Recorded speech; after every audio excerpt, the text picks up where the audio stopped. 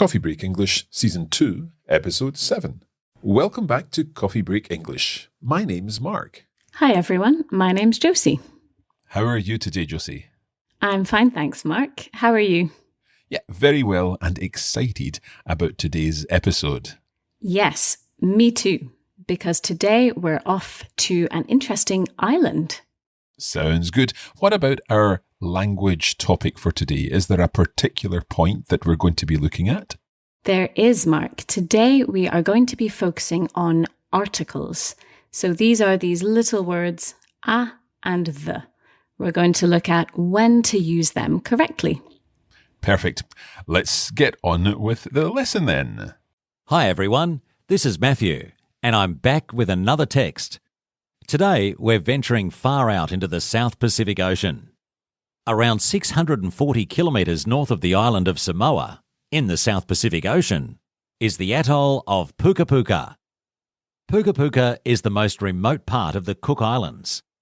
The total land area of the atoll is 3 square kilometres, and the island has a population of just 785. The coral atoll of Puka Puka is a very beautiful place, and although it is extremely remote, many travellers think it is worth visiting for its amazing beaches and natural landscapes. There are 3 main villages on the island, called Takanumi, Kodipolo, and Te Langakula. However, in daily life, the islanders refer to the villages as Taipani, which means Japan, Malaiki or Amalika, which means the United States, and Olani, which means Holland. During the regular sports events between the villages, they even use the flags of these countries. But there is a mystery on Puka Puka. During an archaeological dig, bones of a dog dating back to 300 BC were discovered. But according to the Puka Puka people, dogs have never existed on the island. The bones do not match Polynesian dogs or Australian dingoes, and there are no matching fossils from Southeast Asia. In fact, it seems that this particular dog has never existed anywhere else on Earth. Since it was discovered, not much more has been revealed about the fossil dog of Puka Puka, so the mystery on this beautiful remote island continues. An interesting story indeed. I like a bit of mystery. Yes, very mysterious. Let's go back through the text now. And Josie, do you want to read each sentence and we can talk about what's included? Okay, let's get started. Around 640 kilometres north of the island of Samoa in the South Pacific Ocean is the atoll of Puka Puka. Okay, so we are heading to the South Pacific Ocean. Josie, where is that? Well, the South Pacific Ocean is basically in between Australia and South America. Okay. What about this first sentence then? Is there anything you want to talk about here? Yes. So as you said, we're in the South Pacific Ocean. So this is the first rule I want to point out about when we use the word the. So when we talk about oceans or seas, and we mention their name, we use the article the. So we have the South Pacific Ocean, the Atlantic Ocean, and the Mediterranean Sea. Okay. And as this text continues, we'll be seeing some other examples of this and also some exceptions. That's right. This topic of articles can be a little bit difficult and there are many rules, but today we will point out a few of them. Sounds good.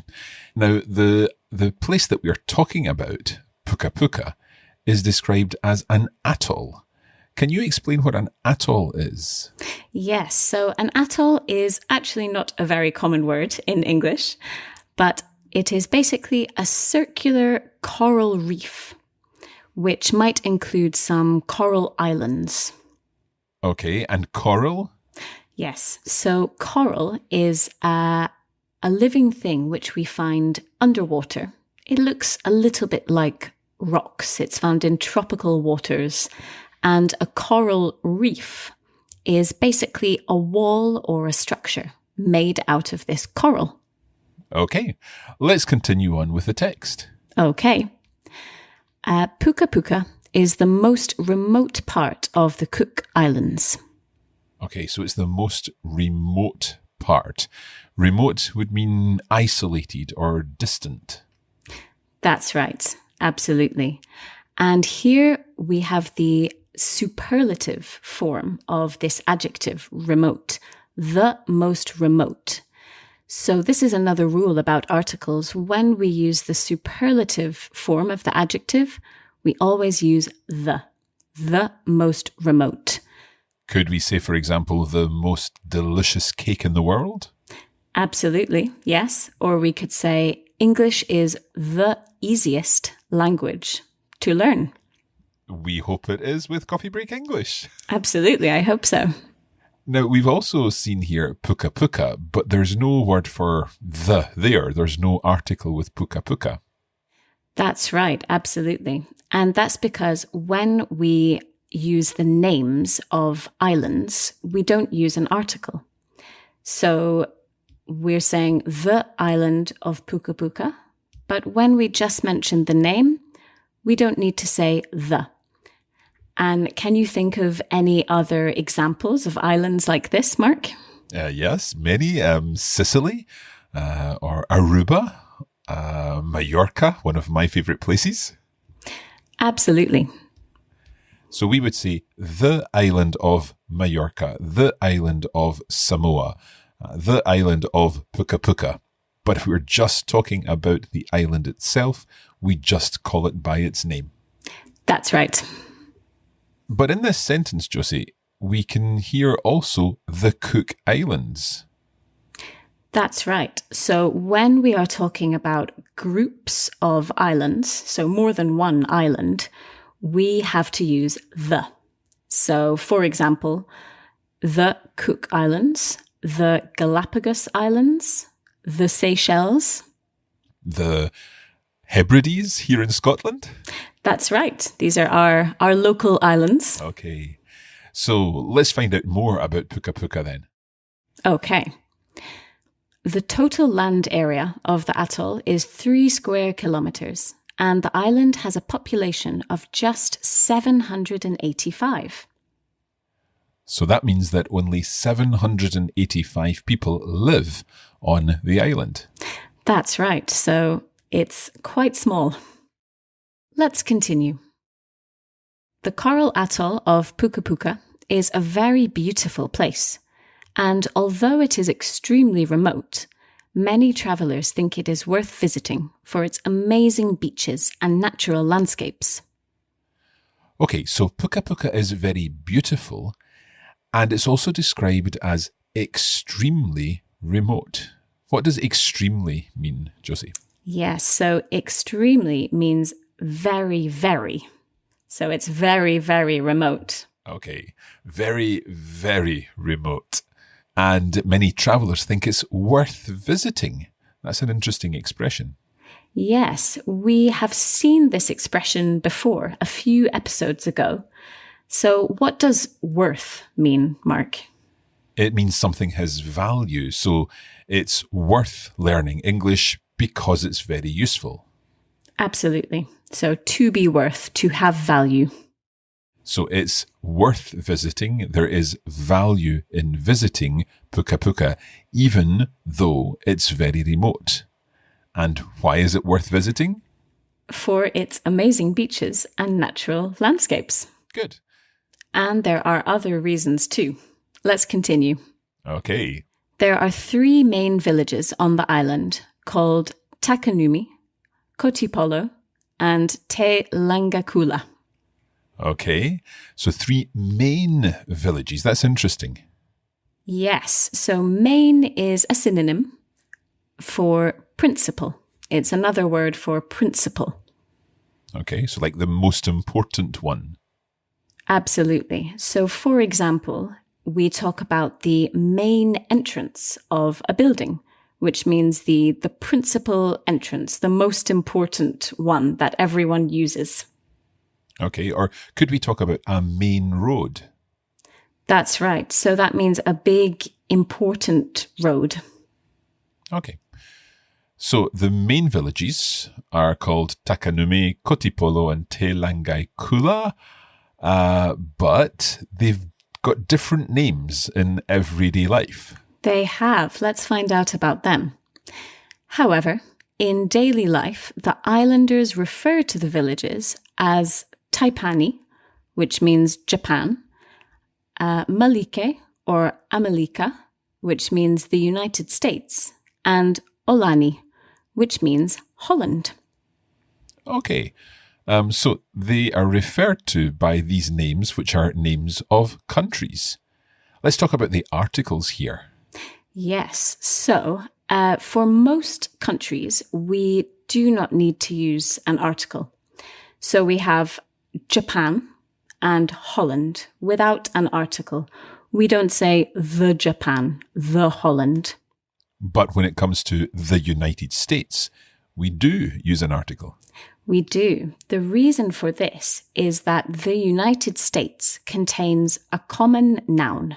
So states is a noun. Other examples of countries like this include the United Kingdom. Kingdom is a noun.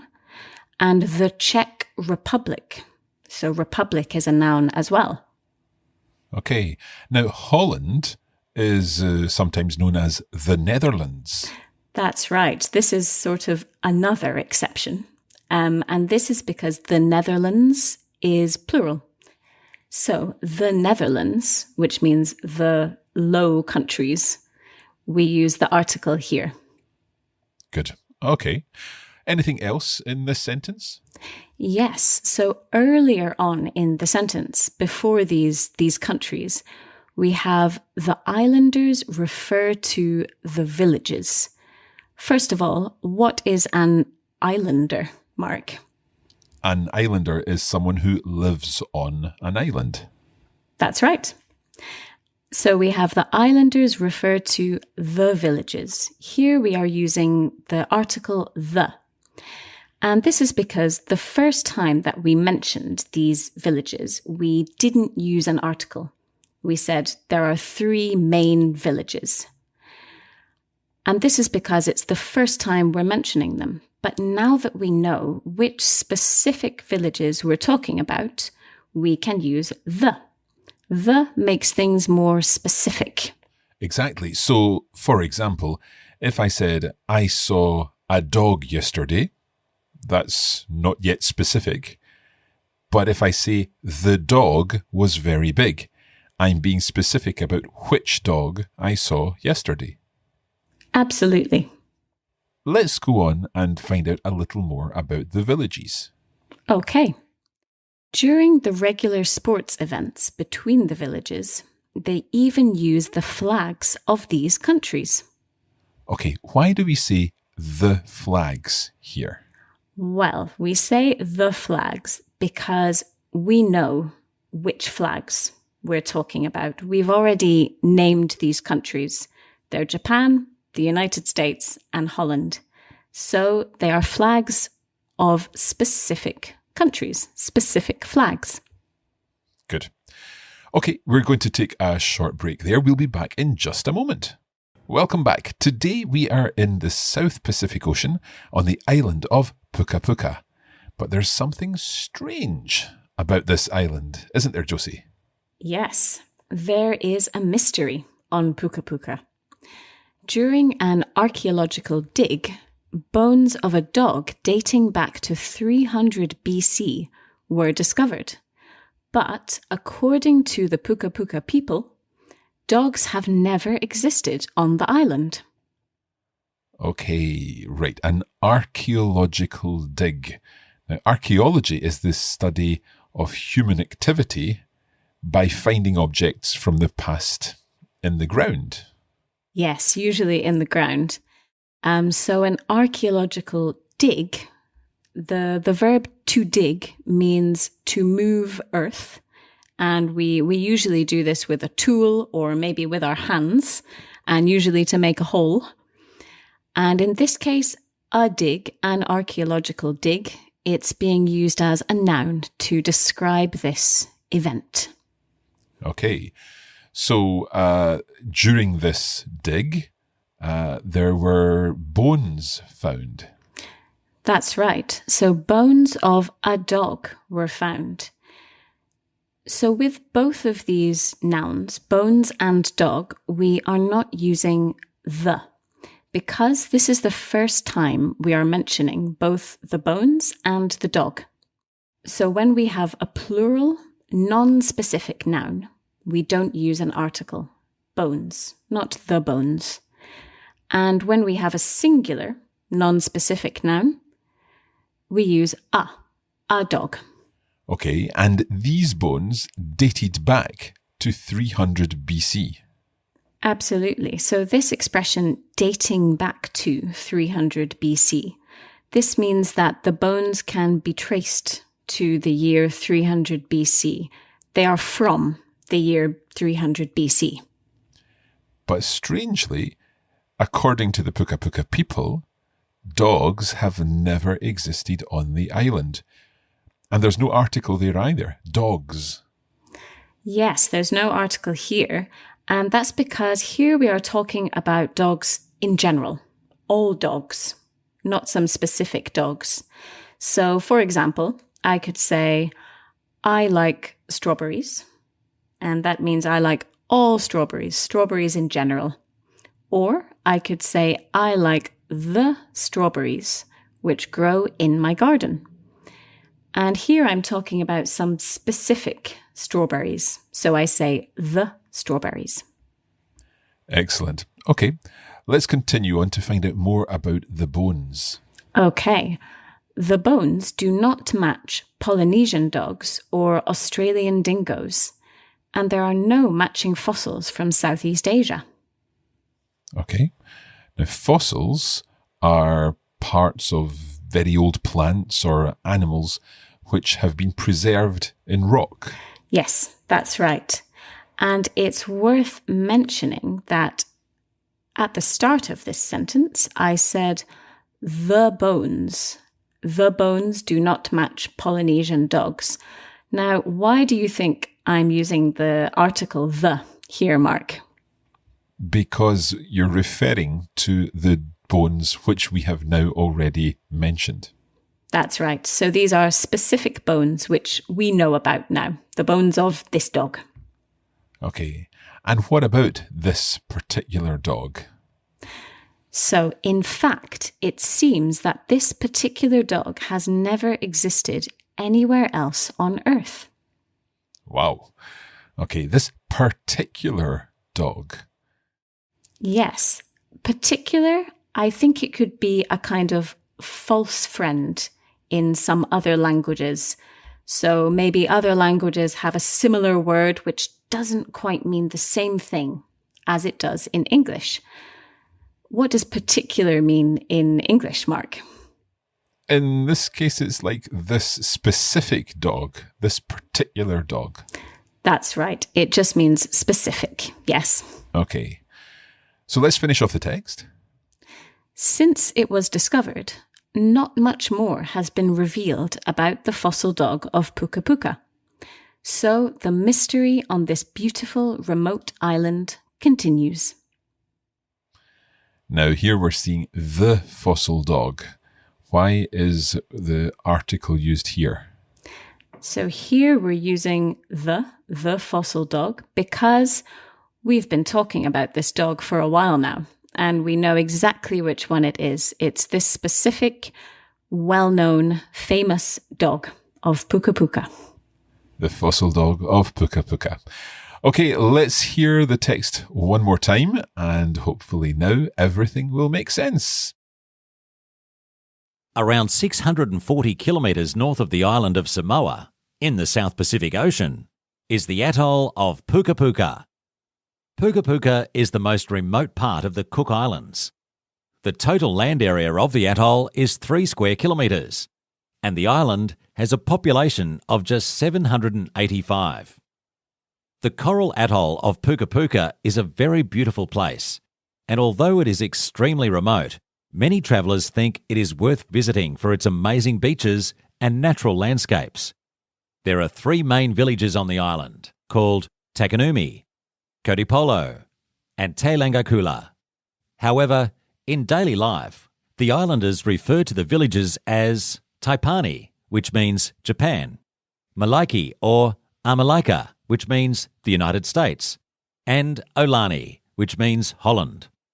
During the regular sports events between the villages, they even use the flags of these countries. But there is a mystery on Puka Puka. During an archaeological dig, bones of a dog dating back to 300 BC were discovered.